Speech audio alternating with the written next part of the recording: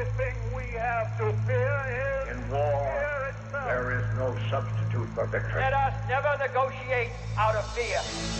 We stand undivided, forever united, fighting hand in hand for the liberty we burn, for glory and honor, for our sons and daughters, ever mindful of the lessons we've learned. Let the torch of freedom burn.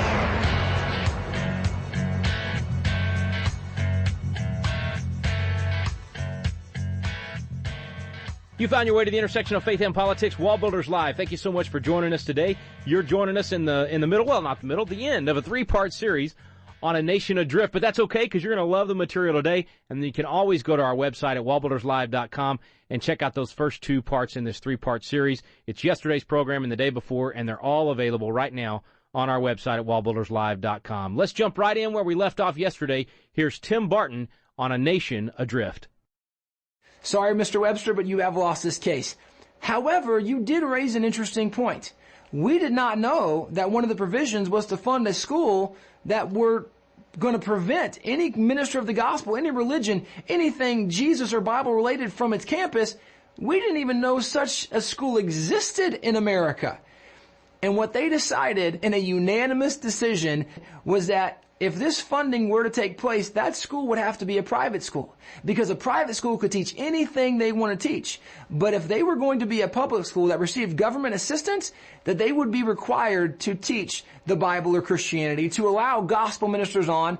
This was a very clear decision. We understood this whole notion that religion is not allowed in the public arena. Religion is not allowed in education. It's not allowed in government or politics. We understood that's not at all what the intention of our Constitution or the Founding Fathers were. The problem is we've so misunderstood what Thomas Jefferson explained. Thomas Jefferson is the man today who is attributed with this notion of the separation of church and state. And the reason that he is attributed with this notion, it actually appeared in a letter that he wrote in January 1st, 1802. He wrote to a group of Baptists up in Danbury, Connecticut. And this group of Baptists wrote Thomas Jefferson because they knew he was a big freedom kind of guy. He was a limited government kind of guy. And so they wrote Jefferson and they said, we need your help. We are so scared that the government is going to come in and restrict our religious practices. Is there anything you can do to make sure the government will not interfere with our religion? And Jefferson wrote this letter back, and this was his response to their concerns. And in this letter is where you see the phrase, a wall of separation between church and state. But what Jefferson explained in this letter is that they didn't need to be concerned about losing their religious liberties and freedoms. He explained the Constitution in the First Amendment had guaranteed them their freedom when the Constitution says in the First Amendment that Congress shall make no law respecting an establishment of religion or prohibiting the free exercise thereof. He says, we have thereby erected a wall of separation between the church and the state, so your liberties are secure. Jefferson was explaining to them that the wall of separation was to keep the government from regulating religion and not vice versa. But today we have so misunderstood that we believe that religion is not supposed to be in public because there's a separation of church and state. That's not at all what the Founding Fathers understood or explained. Someone like John Adams, who's a great example, John Adams said that our Constitution was made only for a moral and a religious people. It's wholly inadequate to the government of any other. He understood our Constitution only works when you have moral and religious people. Why? It goes back to the notion that our Constitution is about giving freedom to men. But freedom only works if you have a moral and a religious people. He said it's never going to work with any other people. This is what we understood literally for centuries. Only in more recent decades have we confused this notion and said, well, we don't need religion in public. We don't want religion in schools because then kids might actually obey religion. This is exactly what has made our nation function and work. This is why George Washington, in his farewell address, he explained, of all the habits and dispositions which lead to political prosperity, religion and morality are indispensable supports. He was explaining, if our nation is going to survive, if it's going to thrive, we're going to have religion and morality.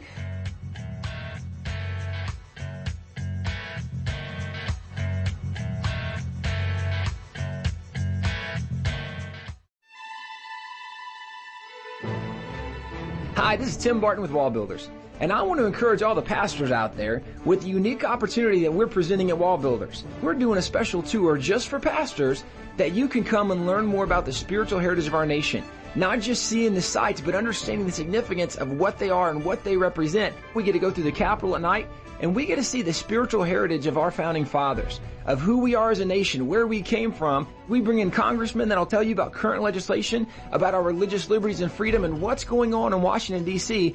If you're a pastor, or if you want to recommend your pastor for this trip, you can go to our website, www.wallbuilders.com, and there's a link that's for scheduling. If you click on that link, there's a section for pastor's briefing. There's more information about the dates, when it's going, how it's going to happen. If you want to know more about our nation, our religious liberties, our freedom, our spiritual heritage, this is a trip you want to be a part of. Let the torch of freedom burn.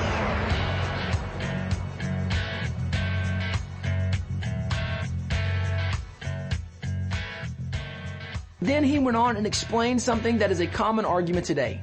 He said, let us with caution indulge the supposition that morality can be maintained without religion. So often today we hear people argue, well, we don't need to teach religion in schools. We don't need religion in government. We don't need religion in these different public spheres because we can be good people without religion. George Washington said when people argue that, he said, you need to be cautious before you say that. And he explained why. He said, reason and experience both forbid us to expect that national morality could prevail in exclusion of religious principle. He said reason, which we would know as common sense or logic. Common sense and logic would tell you it's not going to work. And then he said reason and experience. Experience is what we would know as history, as precedent. He says, look, common sense and history both show us you're not going to have the freedom that you want. You're not going to have the moral people if you're not teaching them religion. This is what we understood for so long, was that religion and morality are a vital part of what we do in our nation. Even if we look at someone like Ronald Reagan, who's definitely a more current president, Ronald Reagan explained so clearly the Constitution was never meant to prevent people from praying. Its declared purpose was to protect their freedom to pray. The frustrating thing is that those who are attacking religion claim they are doing it in the name of tolerance and freedom and open-mindedness. How exactly right that statement is. Everybody that's coming against religion, well, you guys, you can't. Now, if we were to take a stand, they would say we are being intolerant. He raises a great question. He says, question, isn't the real truth they're intolerant of religion? That's exactly what we're dealing with. He explained the First Amendment of the Constitution was not written to protect the people of this country from religious values. It was written to protect religious values from government tyranny. The reason we have the First Amendment was to protect our religious freedom, and today we're told, wait a second, no, this is to keep religion out, and you can't bring religion in. No, the reason we have it was to protect our religious freedom. This is what we have understood for so long. The problem is today, we have forgotten so much of our history. We just don't know the truth anymore. With as much information as we have so little knowledge. And this is one of the things that Jesus very clearly explained. And Jesus said that you would know the truth and the truth would make you free. Jesus in John 8:32 said, if you guys just knew the truth, that's our problem today. Today we don't know the truth. And because we don't know the truth, well, you can't stand for the truth you don't know. You can't promote the truth you don't know. You can't live the truth you don't know. As Americans, there's so much truth that we no longer know anymore. And Jesus said, you know the truth and the truth makes you free. This is where we have to start changing the way we think. We got to start knowing truth again. And the truth is that history is on our side. That as far as religion is concerned, we've been a nation that was founded on the principles of Christianity, founded on the principles of religion. It's time we start standing up for those principles once again in our nation. Christians have to get some backbone and stand up. We have a good friend who has a law organization, Kelly Shackelford with Liberty Institute. And I was recently with Kelly, and Kelly told me something I thought rather remarkable. Kelly said, Tim, every time somebody stands up, we win. Now, one of the things you need to know about Liberty Institute, they have a 99% success rate. They win almost every single case. Well, they're one of the great law organizations that fights to defend religious liberty, that fights to defend our freedom. So anytime they're violated, anytime a school kid is told he can't pray, he can't read his Bible, they're one of the ones that steps up. And he says, Tim, it's amazing. We win almost every case we take. Every time somebody stands up, we win. But he told me, Tim, the challenge we have is not being able to win the cases. He says the biggest problem we have is finding someone who will stand up, who is willing to fight and win. As Christians, a lot of times it's easy for us to go, that's not right. But to have the courage and the fortitude to be the one to stand up, to say, you know what, I'm going to take a stand on this. I'm not letting this happen any longer. I am standing up. But he said something else interesting. Not just stand up, but he says fight and win. It's one thing to stand up. It's something else to fight to the finish. Because One of the things we see, even historically, you can point back to people. This is a picture from the first prayer in Congress. And the man that led the first prayer in Congress was the Reverend Jacob Duché. And the Reverend Jacob Duché was chosen to lead them. The first prayer in Congress was remarkable. Then the Reverend Jacob Duché led them in a Bible study. It was incredible what was going on. This was the influence of Christianity in early America. Well, the Reverend Jacob Duché was one of those influencers. And as he was leading them, he was someone who was willing to stand up with the American people and say, you know what, what's going on is not right. We are standing against this tyranny and oppression. Well, he was willing to stand up. The problem was, as the revolution began, and in the first couple of years, we really didn't win many skirmishes. We didn't win many battles. The war was not on our side. It wasn't going our direction. And the Reverend Jacob Duché got a little nervous.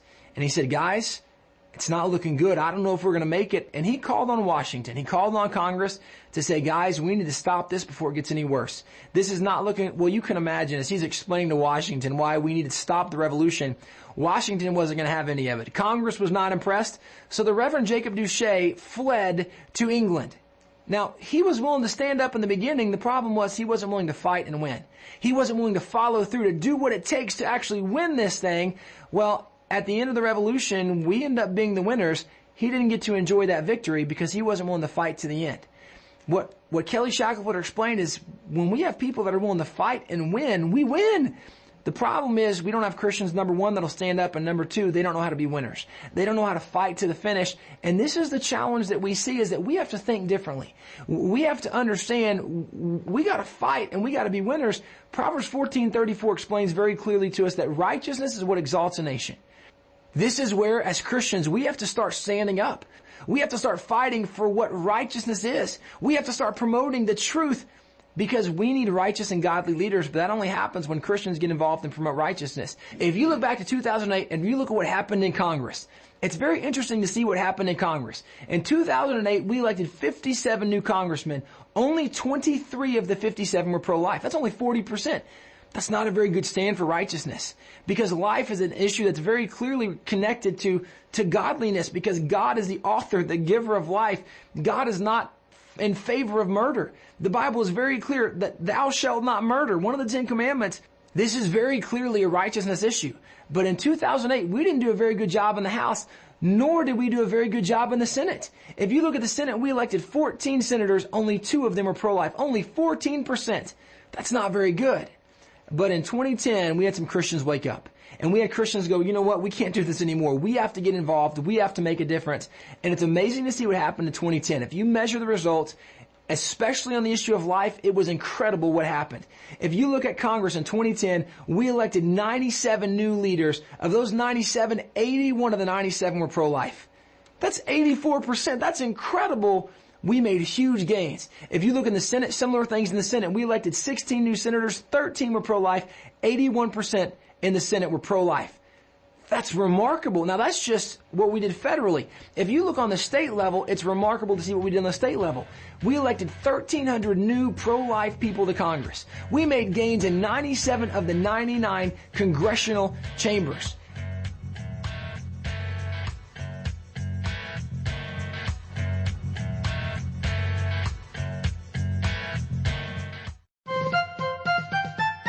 This is David Barton with another moment from America's history.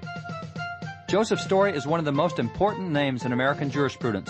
Not only was he placed on the U.S. Supreme Court by President James Madison, but he also founded Harvard Law School and authored numerous legal works on the Constitution. While today's revisionists claim that the goal of the First Amendment was absolute religious pluralism, Justice Joseph Story vehemently disagreed. He declared, "The real object of the First Amendment was not to encourage, much less to advance, Mohammedanism or Judaism or infidelity by prostrating Christianity, but was to exclude all rivalry among Christian denominations." According to founder Joseph Story, Christianity, not pluralism, was the goal of the Founding Fathers in the First Amendment, for only a Christian nation is tolerant and thus is truly pluralistic. For more information on God's hand in American history, contact WallBuilders at 1-800-8-REBUILD. Let the torch of freedom burn.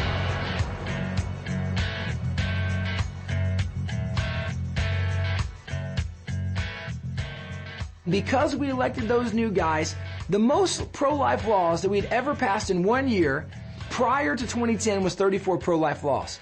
But because of all these new elected pro-life leaders, we saw an amazing thing happen. In 2011, we passed 85 new laws. In 2012, 39 new laws. In 2013, 70 new pro-life laws. This is absolutely incredible what we are seeing happen. In fact, 75% of all abortion clinics are now closed. We have seen huge gains in the issue of life. This is incredible. We are doing incredible things with the issue of life. In the 2012 election, we saw a little different result. Even though we had more Christians involved in 2012 than we've seen in 25 years. We had an incredible Christian rally. Christians were turning out. This was awesome. The problem was when Christians went to vote, we didn't vote biblically. We didn't vote based on righteousness. And so really, if you look at the 2012 election, we really kind of slipped up. Well, why was it that we slipped up on so many issues? Whether it be the issue of marriage, whether it be the issue of drugs, whether it be the issue of doctors. We couldn't decide if we wanted doctors to kill us or save us because we had physician-assisted suicide that nearly passed in several states. What in the world were we thinking? Well, we were losing ground in several areas, except we were still winning traction. We are still seeing victories on the issue of life. Well, why don't the other issues look like the life issue? What makes the life issue different? Why are we seeing gains in life and not in other areas? Well, that's a very good question. What makes the life issue really different? It's actually a lot simpler than we think. In the issue of life, more people know the truth. The technological advances we've made have come so far in the last couple decades that now a sonogram very clearly shows what a human life looks like inside the mother. It's easy to look and go, well, there's no way that's a piece of tissue. That is a human life. Because people now see the truth, what's happening is we're winning the argument. Because we are winning the argument, there are more and more people now in favor of so many of these life issues because they understand the truth. Well, so then why aren't we winning these other issues? Why are these other issues so problematic? Well, we aren't winning the argument. Then why aren't we winning the argument? Well, simply it's because people don't know the truth. See, the reason we're not winning the argument is because people don't know the truth yet. With life, it's easy because you see it's a baby, and that's not complicated. The other issues, we don't see the truth, and so we're having a hard time winning the argument. This is where the challenge for us as believers is we have to know the truth, but then we have to then, in turn, help communicate and teach people the truth. And one of the challenges that we have as we look at our nation is it's not a lot different than even some of the struggles that you think back to what they went through in the Revolution. Now, it's very different in some senses. We're not having to get our guns and fight, and we're not having to do some of the brutal things they did. But if you think about what seems to be an unsurmountable odd, the giant that they were going through, because they were up against the #1 military in the world. Today, it's easy to look at our problems and go, this problem is so big. How in the world are we ever going to get this done? I'm sure that during the Revolution, there were a lot of people that thought that. In fact, if you look historically at the Revolution, statistically, only 25% of the Americans supported it, 25% opposed the Revolution, and 50% just wanted to be on the winning side. Whoever wins, we'll support you. But only 9% of the Americans actually fought in the Revolution. Now, you think about that. That's only 9% of the colonists going up against the #1 military power in the world, and they overcame what would seemingly be the largest giant imaginable. Only 9% of the people did that. Now, that's remarkable because today it's easy for us to look around and get discouraged and go, man, nobody believes what I believe and nobody's fighting. It's easy to get discouraged except you realize, wait a second, only 9% of the people were able to overthrow the biggest giant in the world at the time. Well, I think we can rally. We can get 9%. In fact, we can get 9 of our friends. We could do such an impact, but we have to think differently about it. We can't be overcome and defeated in our own mentality. We have to be willing to stand up and fight. And by the way, even if we were the only one.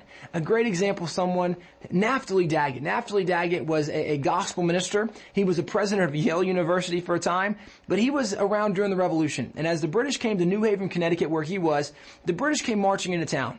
And as they marched into town, the men of the town set up a barricade at the edge of the town to slow the British down to give the women and children time to escape. Well, as the men of the town set up the barricade, Naftali Daggett, who was an old man at the time, he got on his horse and he rode past the barricade. He rode up on a hillside, past all the men. He's by himself, but he wanted a better vantage point as the British come riding into town. Well, he was up on the hill. As the British came marching in, the men of the town fled and evacuated. He was left by himself on the hillside. Well, as the British came marching in, he got his rifle and he began to open fire on the British. And he fired time and he would reload and he would fire and he'd reload and he'd fire, and it went on over and over. The British weren't sure what was going on because there was just one man up on the hill. What's he doing? Well, a group of soldiers went up to this lone man on the hill. The officer with them said, "Old man, what are you doing?"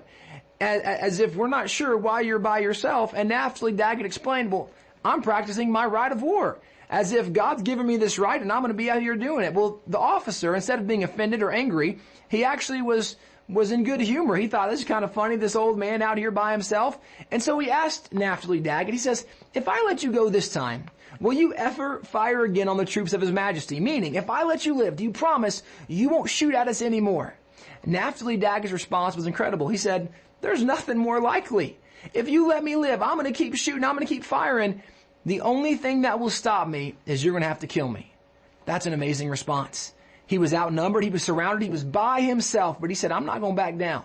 The only way you can stop me is you're going to have to kill me. Because as long as I'm alive, I'm going to keep doing this. Well, the British officer became very angry with him.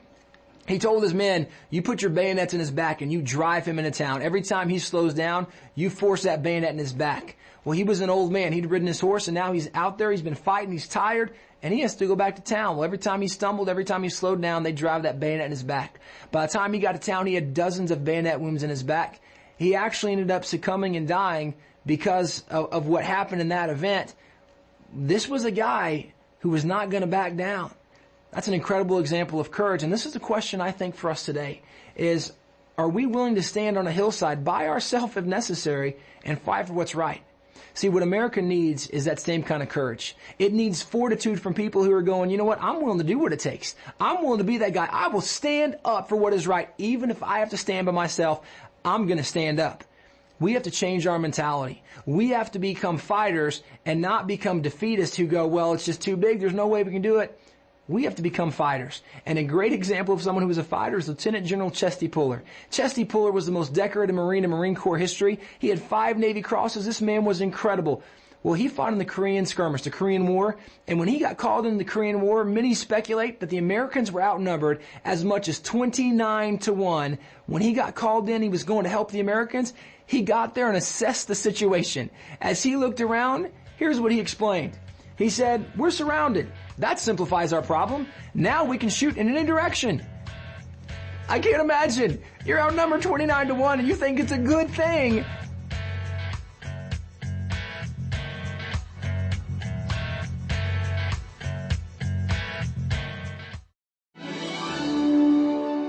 Hey, this is Tim Barton with WallBuilders. And as you've had the opportunity to listen to WallBuilders Live, you've probably heard the wealth of information about our nation, about our spiritual heritage, about the religious liberties, about all the things that makes America exceptional. And you might be thinking, as incredible as this information is, I wish there was a way that I could get one of the WallBuilders guys to come to my area and share with my group, whether it be a church, whether it be a Christian school or public school or some political event or activity. If you're interested in having a WallBuilder speaker come to your area, you can get on our website at www.wallbuilders.com, and there's a tab for scheduling. And if you'll click on that tab, you'll notice there's a list of information from speakers' bios to events that are already going on, and there's a section where you can request an event to bring this information about who we are, where we came from, our religious liberties and freedoms.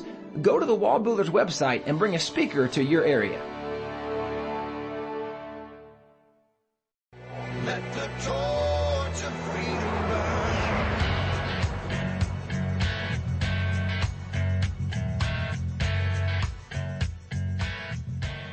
His attitude was incredible. He was going to find the optimistic, hey, it's not a problem.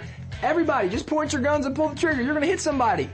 That's a different mindset than going, it's too big, we're going to be defeated. Here was his conclusion. He said, they can't get away from us now. What an incredible attitude to go, you know what, we're not scared that we're having to fight a big battle. We're not scared that there's a lot of problems. We're going to be fighters. We're not going to give up. We're not going to be defeated. We're going to get involved and we're going to make a difference. If I'm surrounded, that'll simplify my problem. But they can't get away from me.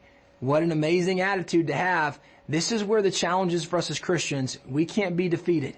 We have to understand we don't get overcome by evil. We overcome evil with good. And greater is he that's in me than he is in the world. All the things the Bible tells us about this. That the God who is in us is greater. Well, because we're not alone in this, because God is the one who enables and equips us, then we have to be the ones that start standing up for what is right and for what is true. And the challenge for us is it's not enough for us to believe what's right anymore. Now, the first thing is we need to believe what's right. But the challenge is once you know the truth, then you have to start speaking the truth. You got to tell everybody you know, hey, this is what's right. This is what the Bible says. This is what we need to be doing. You got to start teaching the truth. You got to help people know this is the reason we do what we do. This is the reason this works. You measure the fruit, and then we got to make sure we're living it so people can look at us and see the example and go, man, that's what we need to do. You need to be just like that person. We speak it, we teach it, and we live it. And when we do that, we begin winning arguments because all of a sudden people now know the truth. They've heard the truth. They've seen us live in the truth. And this is where strategically we need to go back and we need to help people understand there's two measurements we have, the two questions we ask in life. Number one, what does the Bible say?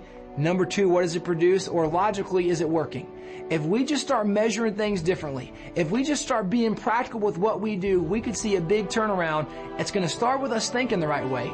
There's no doubt that we're surrounded by darkness. But Jesus gave us the answer to darkness. He said, you are the light of the world.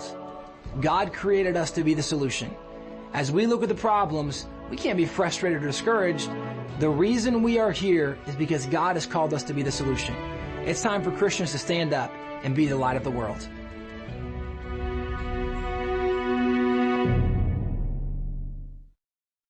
Well, friends, that's the conclusion of A Nation Adrift. You've been listening to Tim Barton. The full DVD is available at wallbuilders.com. For more information about this presentation and how to get Tim into your community to share it, be sure and visit today at wallbuilders.com. And also, if you tuned in for the first time and missed the first two parts of this three-part series, everything's available for you right now at wallbuilderslive.com. Thank you so much for listening today to WallBuilders Live. We stand undivided.